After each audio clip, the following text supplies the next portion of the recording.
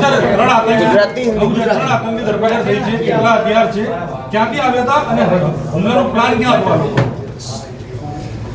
અમારા Gujarat એટીએસના DYSP SL ચૌધરીને એક બાતમી મળી હતી કે એક હૈદરાબાદનો રહેવાસી માણસ છે જેનું નામ અહેમદ મોહિઉદ્દીન સૈયદ છે, એક આતંકવાદી પ્રવૃત્તિ ધરાવનાર માણસ છે અને એ દેશમાં કોઈ મોટી આતંકવાદી એક્ટિવિટી કરવાવાળો છે અને આ જ આતંકી પ્રવૃત્તિની જે કાવતરું છે એના ભાગરૂપે એ કોઈક કામે ગુજરાતમાં પણ આવેલ છે.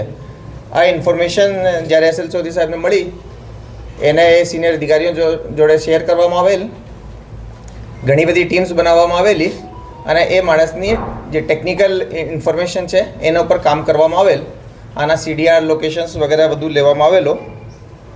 એ માણસની લોકેશન્સ જાણતા ખબર પડી કે એ હાલમાં જ હૈદરાબાદથી બાય રોડ અમદાવાદ ખાતે આવેલ છે.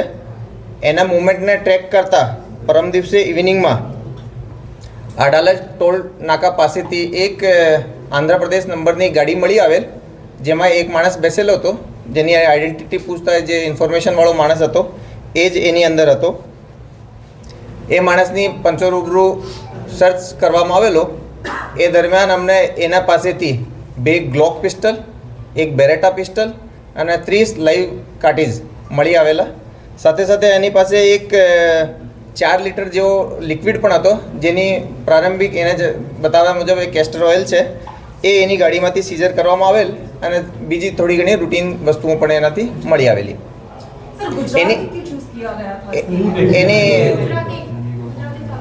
એની ડિટેલ ઇન્ટ્રોગેશન કરવામાં આવેલી. ઇન્ટ્રોગેશનમાં સૌથી પહેલાં આ પૂછપરછ કરવામાં આવેલો કે ભાઈ એનો શું ઇતિહાસ છે. આ જે માણસ છે એ અરાઉન્ડ લગભગ 35-36 વર્ષની એની ઉંમર છે. એ ચાઇનાથી MBBSની ડિગ્રી પણ ધરાવે છે. ઘણો બધો સ્ટડીની રીતે, લેંગ્વેજની રીતે ઘણો જાણકાર માણસ છે. એ સોશિયલ મીડિયા ઉપર ઘણી બધી ફોરેન એન્ટિટી જોડે કોન્ટેક્ટમાં હતો. આ જ એન્ટિટીમાં એક અબુ ખદીજા નામની એક એન્ટિટી જોડે પણ એ કોન્ટેક્ટમાં હતો, જેની આઈડેન્ટિટી આ માણસ એક ISKPના આમિર તરીકે એને ઓળખે છે.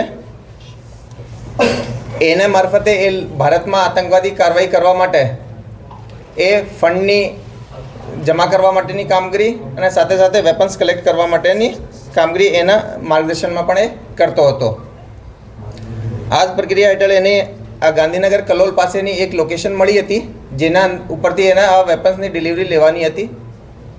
આ વેપન્સ એને કોણ આપી ગયો એ બાબતે જ્યારે તપાસ કરવામાં આવેલી તો એના ફોન ડિટેલ્સમાંથી અમને એક ફોન નંબર પણ મળી આવેલો.